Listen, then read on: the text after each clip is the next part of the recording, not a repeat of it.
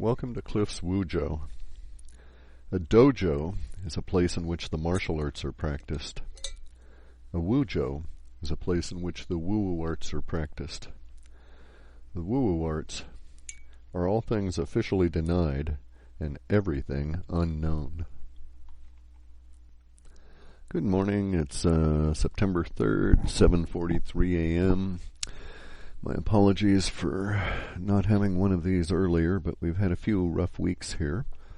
I've taken a lot of energy for other projects and just coping with the generalized crap that's going on. This Wujo is an examination of the rise in current complexities, as well as a discussion of some of the time and other issues, especially for 2013. So let's start with rise in the complexity. You may have noticed recently that a distinct or significant change in your consciousness has occurred, in which you are finding yourself comprehending and appreciating the complexity of the various items around you. It could be anything. You could just be stunned by the complexity of a flower, really appreciating, for instance, the natural arrangement of a flower and leaves into a very complex pattern, forming a nice particular image that sets into your mind, something that you might not have noticed before.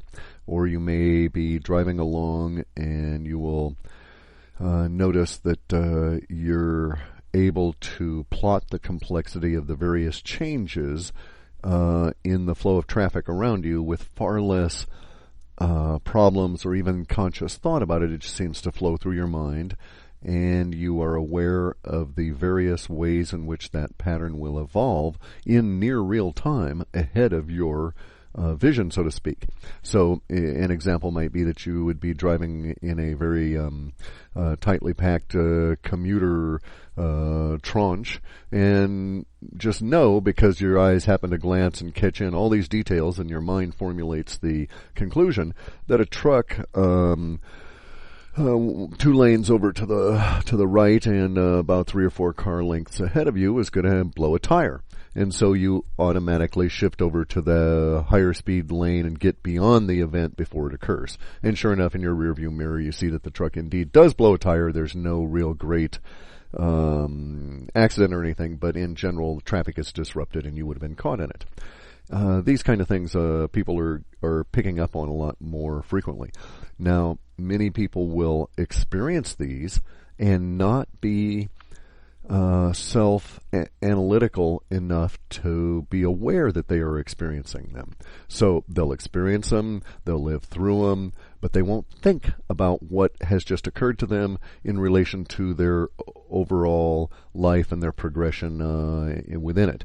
They will be truly within the experience, float through it, and on with the rest of their pre-programmed mental activities. They may get a sense of appreciation for it. You'll find that maybe some of your friends will speak of such things, a slight different appreciation, a change in their language. They're fumbling for words, trying to express something that really can't get their minds around, but it was kind of neat, It was a neat experience. It was gratifying, and boy, that was cool. And then they go on with something else, talking, about the more mundane. Now, a bunch more of us who operate in the mode of watching ourselves watch universe, then in that mode, you're going to be aware of this pattern emerging. You're going to see the truck ahead of time, but when your eyes glance and know what and see what's going on, the first person's just simply going to react and go over to the left, and maybe as they're passing the truck, they'll say, "Oh, I think that's going to be a flat tire." The other people, on the other hand, that are really truly aware of what's going on, that are watching themselves watch universe, will see the slight bulge in the tire, appreciate that it's going to blow, know that they have about 6 seconds to shift the car in 2 seconds, and appreciate the fact that they're doing all of this in real time while it's occurring. And so they'll experience the experience, but also experience themselves having the experience. I know it sounds meaningless to some to go into this, but it is a particularly meaningful level of complexity appreciation to those that experience this. So I don't know that there's a bifurcation of the species. I don't know what the cause is of the first person who just simply goes through the event and is vaguely aware of what's happening and how cool it was and sort of feels it at an emotional level as being cool, but has no conscious appreciation as to the whys and the wherefores. That individual may be so trapped in the mundane that it is simply the mundanity filter that keeps them from that being self-analytical and self-watching. The other individual, why they should have awakened is an entirely separate discussion, one that we should all have because we're all experiencing that awakening at one degree or another. I find it rather astounding personally that I still keep getting emails and people are discovering my site for the first time. And it's like, whoa, you poor individual. Please go start somewhere else. You don't want to jump down to this level of the rabbit hole right in the beginning. You got to ease your way into this kind of stuff like a hot tub set at 102 degrees. You don't want to just go plunging in head first. So I really feel bad for him that, running into my stuff this early. In any event, though, so getting back to the shift in the complexity, it has occurred, is occurring, will occur. Probably it's a component of the eschaton, can't be otherwise. Certainly is an element of what Terence McKenna was forecasting all those years ago for this particular time. And it's the draw, so to speak. It's the evolutionary impetus that draws us all to the end of time in terms of Terence McKenna's thinking about it. Now, the shift in complexity thinking is really interesting because I think it's also driven by the enfolding of complexity within the universe itself. And let me briefly digress to give you a small example. If, for instance, we're just a civilization A and we're cruising along and we're a rural civilization and, serfdom, kowtowing to the self-appointed pedophilic priests and potentates, and we're in a real low state of complexity, and all of a sudden, boom, in comes a Swiss banker, and he's been sent back in time as his punishment for fucking us all over here in the year 2012. We discover in a month, in the end of September, let's say we discover the way to make time travel happen. We got a working device by the first part of October, and of course we don't want to really put any humans at risk, so we decide to ship bankers back as our first test. And so we're not going to send them to the future because who knows what would happen then. But we know we can send them to the past, and they'll screw everything up, but it's already happened, so hey, that's why we got here in the first place. So we start shooting bankers back through our time travel device, and they go popping into the past.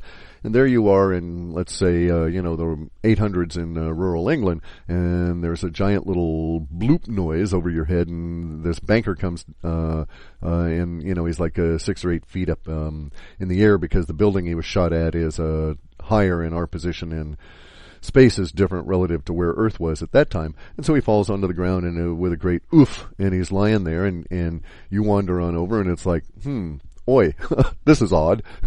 Well, but your level of complexity has hugely increased. Now, you have methods in your mind. You think maybe he's a fairy or he's come out of a fairy ring or something like that. So you have this entire method of within your worldview for coping with this. But the complexity of the intrusion of that knowledge, the personality, should it survive, but even if the banker does not survive the test, and we don't know that they would, just merely the body there and the strange shoes and the et cetera, false teeth, who knows, prosthetics, maybe the banker's got fake butt bits. And so this is all quite odd, and it raises the complexity and causes new forms of thinking that would not have otherwise, quote, naturally occurred.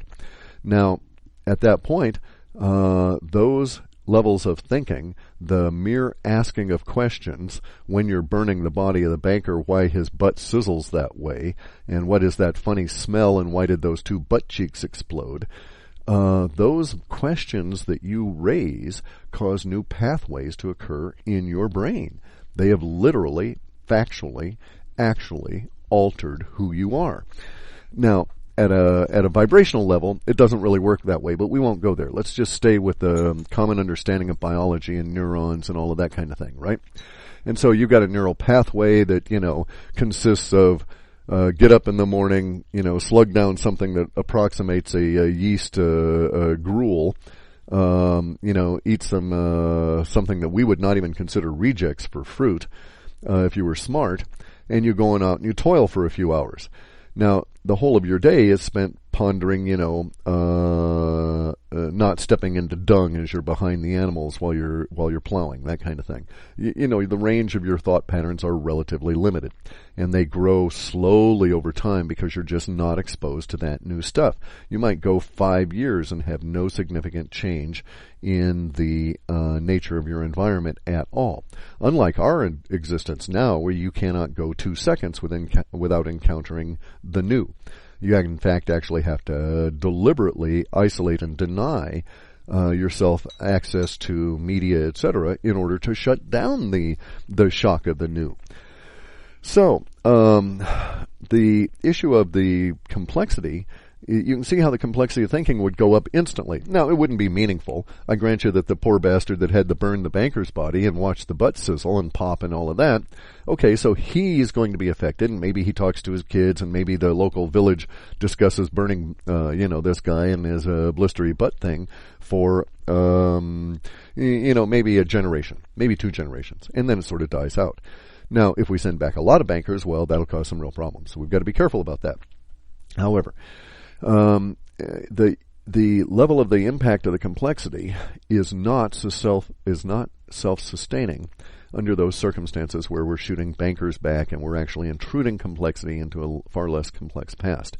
Now let's zip forward to where we are at the moment. We're in an area where we've got complexity that is emerging on a vast scale. It's not even exponential. It's something so far beyond exponential that we don't know what it is.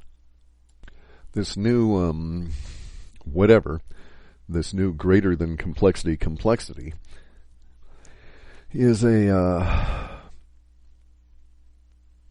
emergence.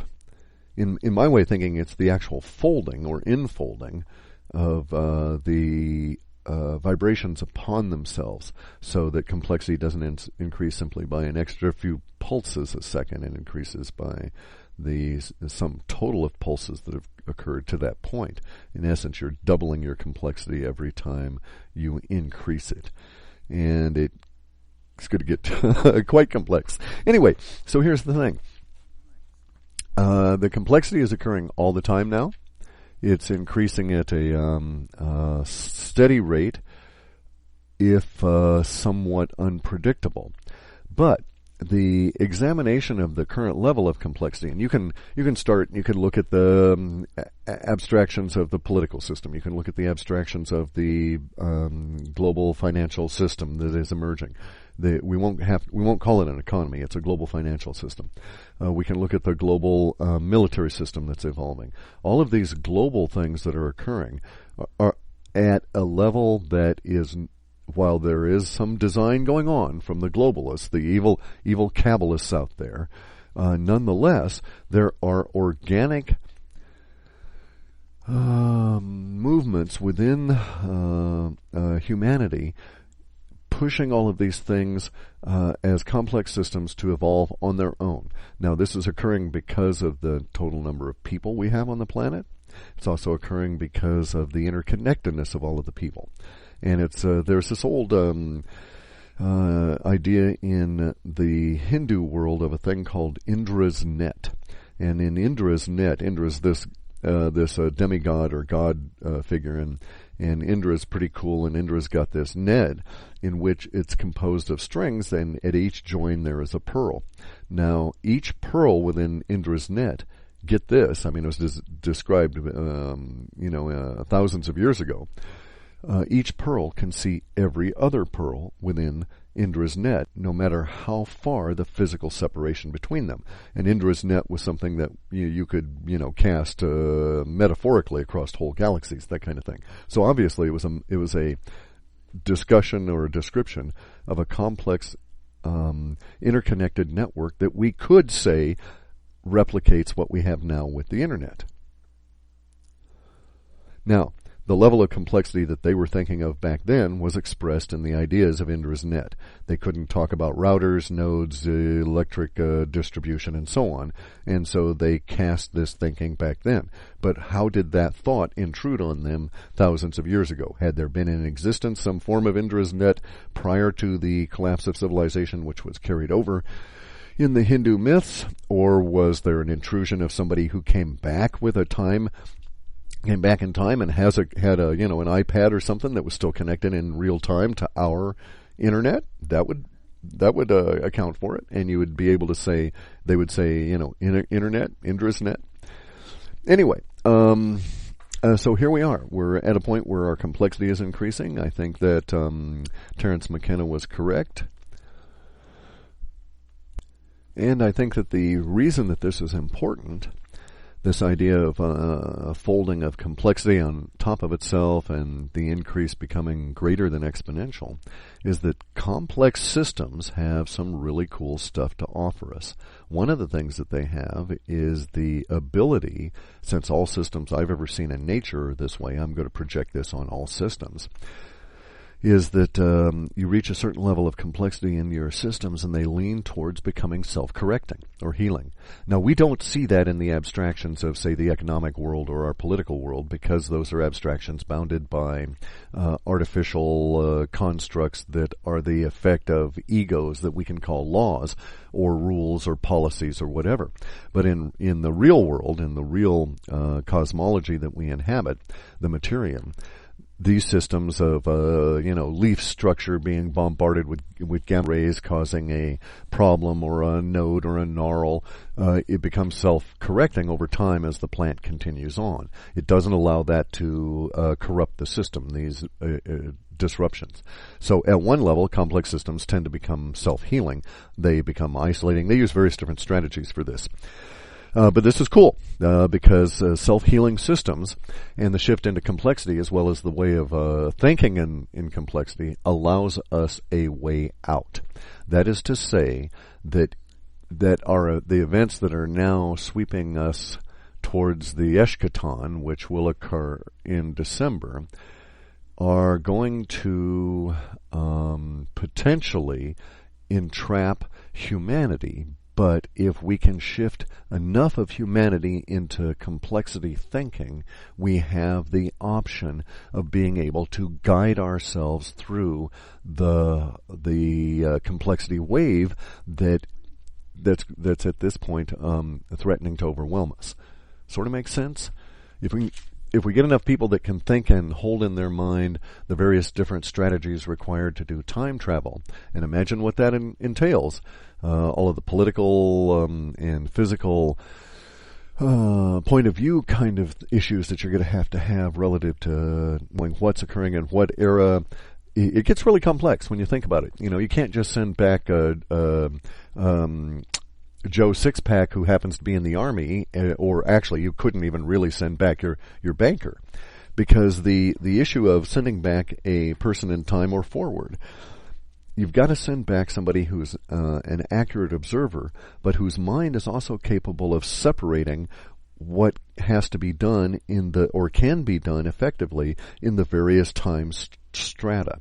So if you're in time A, which is your point of origin, you can be as free with your actions as you want because they are unfettered by, in your mind, any of the constraints of history. But if we send you back in time, even a few years, say 100 years, you've got to be very careful about what you do, because theoretically anyway, your actions could disrupt your total world in your original point of origin. And so it's an issue of being able to think in a multiple temporal complexity, which gets really complex. So anyway, here's where we're at. world's going to hell. Our solar system has shifted. We've got a new view of the solar system. We're not heliocentric. Because we're not heliocentric, this heliacal model, the spiral model, which actually differentiates and gives us a better enunciation point, but the spiral model of the solar system allows us to think about what's occurring to us in a different way. And so we're not bound by the dichotomy, the duality of global warming being man-made or not. We don't have to fall into this binary debate, because we know the system is ever so much more complex than that, and the solutions and the causes are ever so much more complex. Anybody trying to tell you anymore that duality is expressing itself as an A or B proposition is just basically full of shit. They just do not know. They don't grasp. Duality is now expressing itself as opposing complex systems. So it's in essence the opposition of solid matter versus dark matter. The complexity of all of solid matter and the complexity of all of dark matter are quite staggering. And so to encapsulate it as, good versus evil is really limiting in terms of your thinking. And here's why. If you start thinking about systems in a much more complex view, you avoid the problems that, let's just say the powers that be are going to enter the traps. You're going to avoid the traps that the powers that be are going to engineer for you. Now, the powers that be have an appreciation of some of the complexity of the planet, and they have done everything they can to keep you so dumb, so stupefied on chemicals that you will not appreciate this and will not be able to grow your thinking, because the more stupid you are, the easier you are to control. The more polluted you are, the easier you are to control, and that's their whole game, is the control. So they're going to engineer a whole lot of different traps.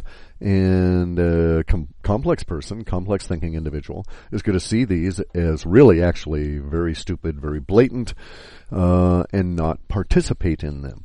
Lots of individuals that are going to be even too, they're so far into the abstraction that is presented, the simple abstraction that is presented as the point of view of our system, as your reality, the TV version of reality. There are so many people that are encapsulated in that are trapped by it, that when the system starts, as complex systems do, exhibiting disruptive behavior, they're going to be in a disrupted state, and they're going to come on out, and they're going to fall into all these traps that the powers that be are setting up. And they're setting them up right now. We call them FEMA camps. We call them, hiring bus drivers to get people to FEMA camps. We call them railroad lines to FEMA camps. We call them protest permits that get you a route for your protest, so that they can just route you right into the train and sweep you into their FEMA camp. And you're going to be so out of it that you think this is the appropriate way to behave, which is, you're upset about the lack of food, and the local Walmart near you having nothing to eat, and so you go out and you protest, and you join a legal authorized protest because you're not you don't want to be considered to be terroristic or whatever. But it doesn't matter, because your government is going to route you into a FEMA camp, and this is their goal, because you were stupid enough to fall into their trap, because you had in essence actually been living in their trap this whole time. And so there's a lot of people that are going to go through that. Now, counterintuitively, especially for the powers that be, although they knew it was arising and actually have been taking measures to attempt to thwart it, there is what we can think of as the awakening, or the generalized eyes opening of a lot of the population, which gets us to people listening to my crap or going to my site, and David Icke and everybody. So we get to this point where those individuals that are able to conceive of the increase in the complexity and sort of float along with the complexity are going to, basically what I'm describing is a stratification of what we can think of as civilization, and into three layers. The people that have fallen for the powers that be trap and live within their chemical-induced stupor of denial, and are doing all these bad things to themselves. Then there's the people that are in the intervening group in the middle that are experiencing it, and sort of vaguely aware that they are experiencing it without any conscious awareness that they are. Then there's the rest of us, which are probably a relatively small minority, but we're growing, and that's actually very encouraging, of people that are watching themselves watch universe. And in doing so, a lot of us are sitting around and we're gnawing on what we're seeing and noodling on it and saying, okay, this is some pretty tasty thought. What's going on here? Now, in terms of the way out, okay, here's the issue. The reality of remote viewing, I can establish that, but to my own mind, I don't know that I could satisfy it to anybody else's without having to provide all kinds of detail that would get us lost into a discussion of that, because I would have to have drawings and this kind of thing. But the fact that remote viewers can accurately describe something in the now without even knowing it, just by being given a target of a random number or an object. Your target is Apple, and or your target is 13948. That kind of thing. And then you later on you transpose their remote viewing to the actual target you're after. And just because this is doable and because they can get the accuracy that they can get with never ever being near the target, not knowing what it is, any of that kind of stuff really validates the process as a whole.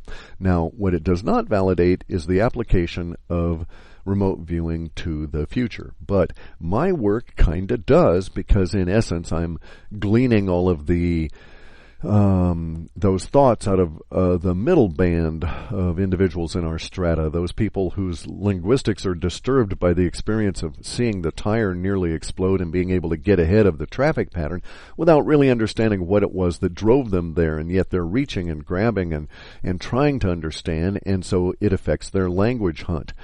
Now, you'll note, by the way, the powers that be don't like this. They don't want you to have the ability to express this, and so they would rather you text. They would rather you reduce language down to little and be as stupid as they want you to be, and grunt to them and bow the knee and touch the forelock kind of thing in acknowledgement of their order, and you go off and do their bidding.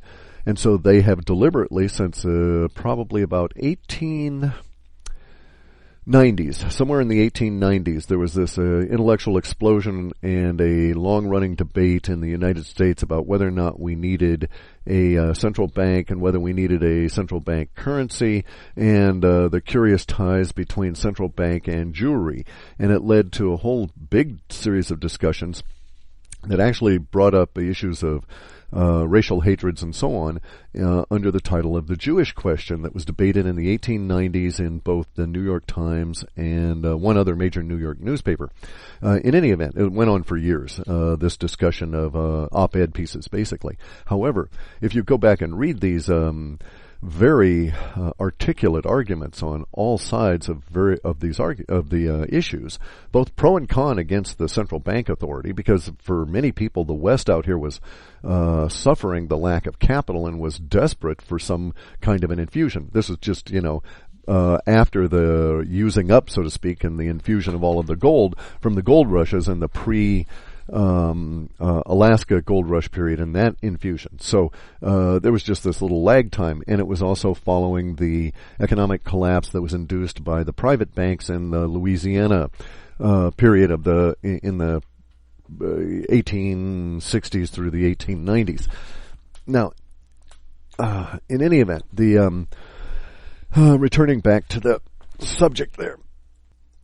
In our work, we suck up the vague linguistic changes that are going on in that middle group, in that middle strata, that are not expressing their watching universe consciously. And in a sense, in a vague kind of a way, it's analogous to remote viewing. So I didn't have any issues with remote viewing per se. Now, and we are applying our work to the future, so I don't really have too much in the way of an issue of remote viewing for the future. Now, where I do have issues is this idea of multiple timelines and the multiple universe theory that's expressed, where you've got I'm sitting here in a one universe with a Windex that's blue, and in another universe Windex is green, or it's chartreuse, or yellow or something in its color. And I don't go there in terms of my description of Materium for a lot of different reasons that are not pertinent to this discussion. You'll see a lot of people that are saying that remote viewing is all about this timeline discussion and which timeline we are on. I find that to be spurious, because the issue is not that. And the farsight.org experiment, in my view, does not prove multiple timelines.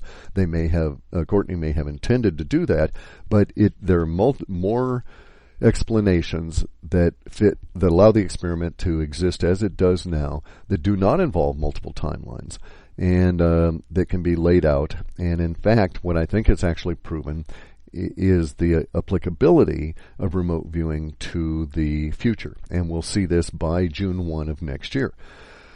So that brings us back to complex thinking and the way out. Now, here's the deal. The more complex, the more you have an ability to appreciate the complexity of systems and the interaction of complex systems and their behavior, the more appropriate your choices will be as we face what is the first in a series of disruptive behavior episodes from the complex system that is the Materium. We can leave aside such issues as UFOs, we can leave aside time rifts, any of that, and just look at the projections that we have to deal with at the physical level within the complex system that is the Earth, and from the farsight.org. Now, also understand that my validation studies, which were done independent of that and later, but keyed off of that farsight.org study, also validate a disrupted planet. And they do so in a way that is harmonious and within the way of the systems that are the oceans and the air and so on. As an example, if we have a shift in the Antarctic ice and a giant mass of ice leaves Antarctica, while we will have tsunamis that will be devastating up here all the way into Alaska, we will not actually see a water level rise for a number of years, even though the water level has risen local to the ice mass in Antarctica. And it's because the nature of the ocean is so big. So say that you had something that was half the size of Antarctica and a mile deep, just to give us something to think about. This is a huge mass. This would be like something a little bit bigger than Florida, okay? Florida up into, maybe as far as South Carolina and over a ways towards Louisiana, a big chunk of the U.S. Or we could say that it represents, a significant third or thereabouts of Australia. And you've got that amount of ice, and it decides it's going to slide off of Antarctica. Well, it's not going to happen all in a day. It's big. It's going to take a while. And so it might take easily 6 weeks for all of it to actually get into the ocean. Even though the first part of the ocean creates the tsunami, as it hits, even though the first part of it hitting the ocean creates the tsunami, it will continue to generate a wave force for the duration of the time it takes to slide off. So we might get waves that would continue to grow and grow and grow and grow in intensity around the planet for a number of weeks. And so you see, it becomes a very complex interaction that we're going to go through. Now, this would cause potentially the disruption that has been described in the southern hemisphere by the farsight.org. It would also fit with what we've got with the validation studies up here, because the validation studies that were done in my area, because I was greedy, I want to know what's going to happen here, do not show a large amount of water rushing in at the same time that the event. So by June 1, up here, we don't have water issues. We've got a lot of issues, and we've got our area of the planet pretty well disrupted. Devastating earthquakes. Everybody should really get ready for this. And giant windstorms that are very violent, horrific rains, as well as volcanic debris, it looks like, volcanic smoke and so on. We have those kind of issues up here, which are within the parameters of, say, an ice shift in the southern hemisphere. Now, because of the timing that we've done within our validation studies, we do not know if, say, by August of 2013, the first of the flooding issues reached the northern hemisphere in the Puget Sound area, because our studies cut off, again, like the far site, they cut off within that June 1 period. All I was interested in was validating through phase 1, and thereafter, details were rather unimportant. Now, it's also unimportant as to what causes the event relative to what I have to go through up here, along with everybody else in the Western Hemisphere of North America. Well, all of Northern Hemisphere, period. But I mean specifically in our area, we probably will never ever discover what it was that caused it, because the indications are within that immediate period of time from the event. Say the event occurs in March, April, or May of next year. Well, by June, electricity in the infrastructure is gone, and there is no indication within our validation study of it coming back anytime soon. So I may then thereafter spend the rest of my life in a non-electrically interconnected world and never ever discover what it was that was in phase 1. Now, that does not prevent me from anticipating phase 2 and phase 3 of these earth changes and shifts that we're going to be going through as part of the shift of the spiral nature of the planets following the sun. So those levels of complexity are within my mind as I'm examining what we have to go through by June 1 of next year. Now, the level of complexities involved here, the more complex your ability to think, the less dull you are, the more you can anticipate both the self-healing but also the disruptive behavior of systems and take actions accordingly. In other words, if your mind is so simple in its construction and dulled down by the powers that be that you cannot conceive of the idea that the conspiracy theorists are correct, then you will never allow yourself the idea that there may be a major disruption in the coastal environment, and thus you will die. When you happen to be on vacation and on the beach, and it'll just come and get you. And there will be lots of people this way. Apparently, this is what the powers that be desire. This is what her satanic majesty and all of her, progeny and hangers-on and sycophants and minions and other guys want to have happen. This 1% group really doesn't like us a lot.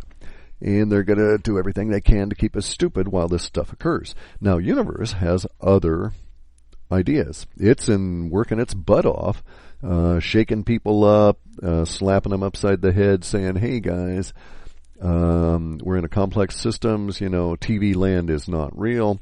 Wake up, get out, start thinking about things, and look at how you were being led down a particular path.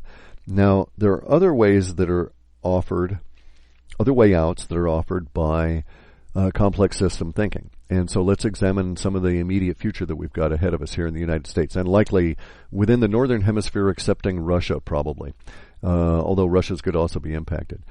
We're going to be hit by huge food shortages. We're going to be hit by food shortages in the United States in a particular way, which is that our corn crop is going to crash, and so people won't be able to get their addictive high fructose corn syrup, which is really non-nutritive and is not good stuff. But it's nonetheless going to have a ripple effect on all of our foods throughout the entire structure of our of the Northern Hemisphere and food distribution. Less so in the Southern Hemisphere. Now, the complex system that is the ruling elite, that powers that be, and knows that there's upcoming food shortages, food price hikes globally. They know we're going to cross a threshold here in the United States where we'll be at about 44% of the lower middle class income required to cover food. And that is a threshold at which point people start rebelling because you don't have enough money left over for anything else. Realistically, you can cover food and rent, and that's it. And pretty soon you get to the point where you can't even cover necessary stuff to get to work, and it starts snowballing. We're there now for a lot of people. We're going to be there real quick for a larger chunk of the middle class as the dollar goes through this hyperinflationary period over these next few months. So you'll see things like gold and silver go very, very high in their value. relative to dollars. This will not be a good thing because it is also going to be, as I've always maintained, coincident with, temporally linked with crash in the food system, food riots, etc., etc. So, how does somebody who thinks about things in a complex way look at the situation? Well, the first thing that person might do is they would say, well, if our food sources are impacted, let's look for new food sources. And so they might, as an individual, start forming groups that are into gleaning, that are looking for new plant sources of food, that are looking to adapt and adopt diets relative to the changes of the food supplies around us. Bear in mind now you're in the North American hemisphere. All you carnivores are flush with beef, because they're slaughtering the herds because of the drought.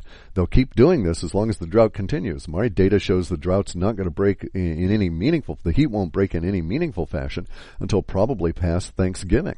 I mean, I haven't looked at the data recently. We are running some of that, and I'll get to that at the end of this. But I wouldn't expect the heat to really be abated for a long time. And so the drought's going to continue. They'll continue to slaughter the herds. There won't be a rebuild period because of what we're going to go through next year.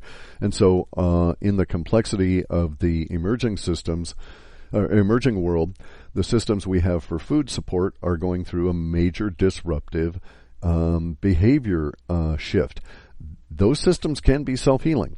And by that I mean, so I'm a vegetarian and I see that there are coming food crises, and I decide to lessen my impact on the system as a whole by trying to produce as much of my own food as possible and or doing as much gleaning as possible from sources that would otherwise be wasted relative to the human population, although they might be arguably useful by wild animals, such as, wild berries and micro greens and grains and stuff. There's all kinds of grains all around us in the form of seeds that we just don't really recognize as grain crops and we don't use, but they're quite nutritious and edible. And so, I could remove myself as an impact on the system and thus reduce a burden on it, freeing up those resources within this food system, which I can't stand all that crap anyway, for some poor benighted soul that does want to eat it, and probably does need it.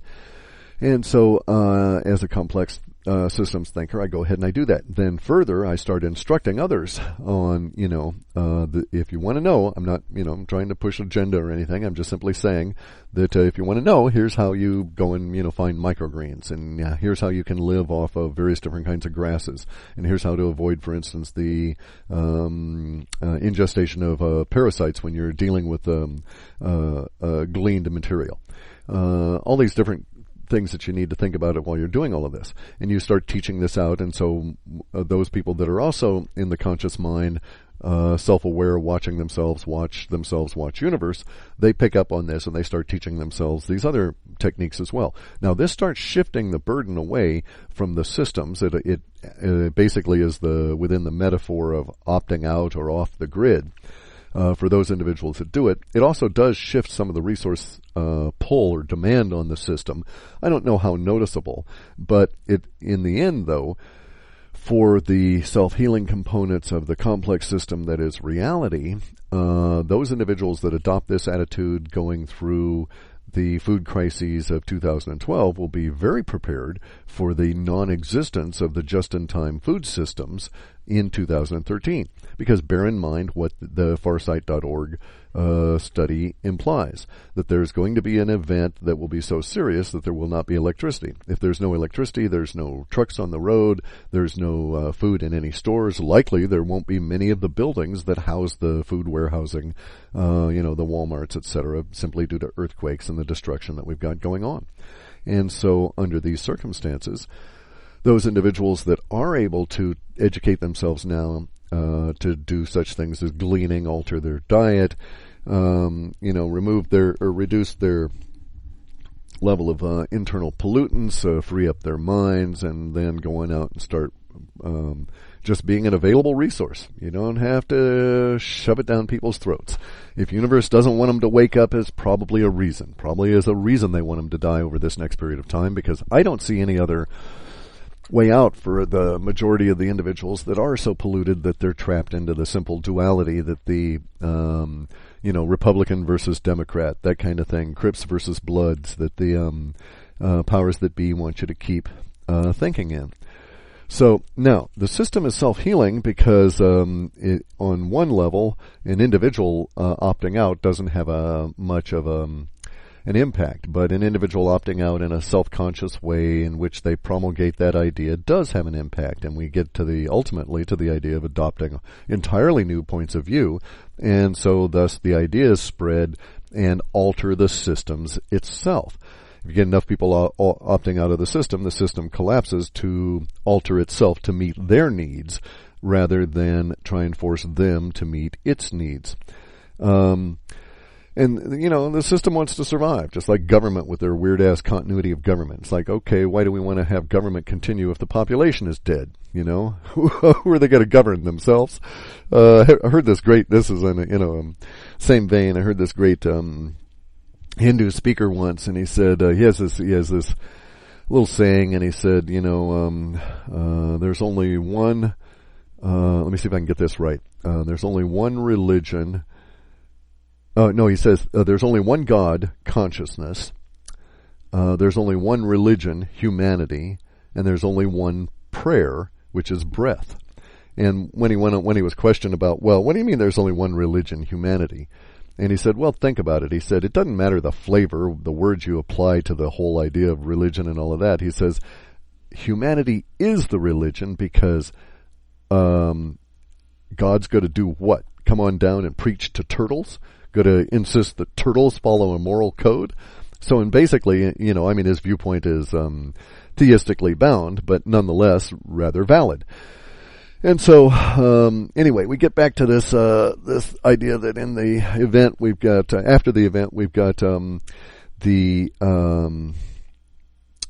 entirely new systems arising. Now, I think that we're at that point in complexity shift that this time, unlike previous cycles that we've been through, I think enough humans are going to survive that we're going to be able to have the potential, stand on the precipice and be able to see a future in which we might triumph.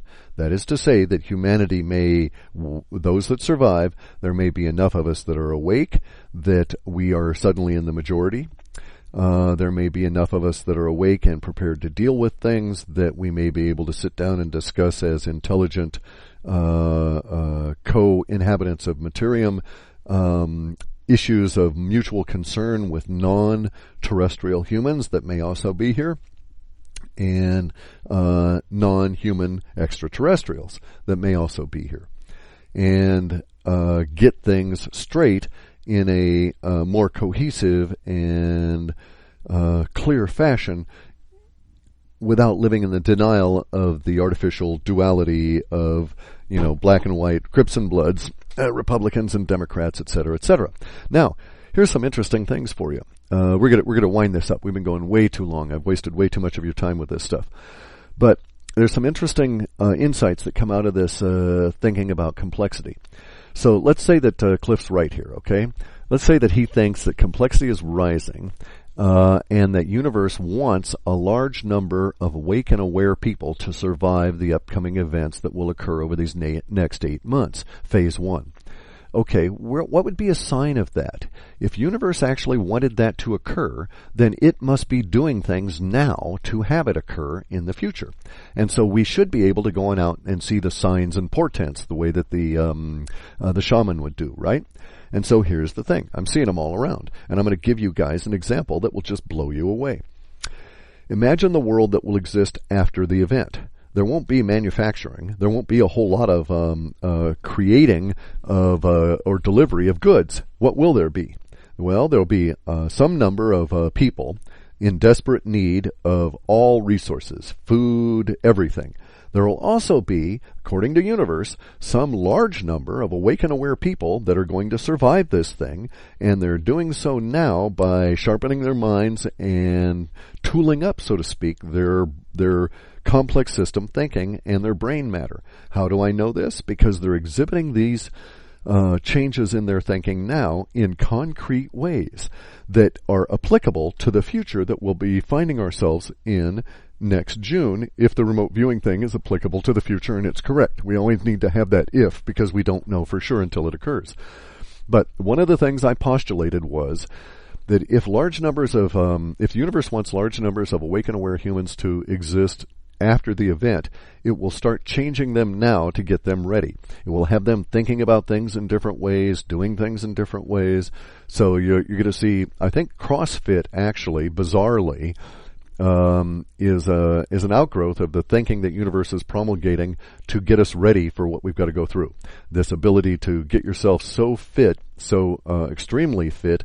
I don't like CrossFit because any exercise regimen that rewards you in a mob fashion for exercising so much that you puke is non-sustainable. All right?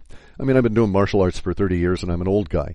Guys, you want to do your exercise in such a way that you end up as I am, old. You don't want to do them so fierce that you destroy your body systems in the process. You need to find that plateau and stick with it year after year after year after year. The idea is to be able to maintain the strain evenly to perfect the body as you go forward. You want to read something that's really cool?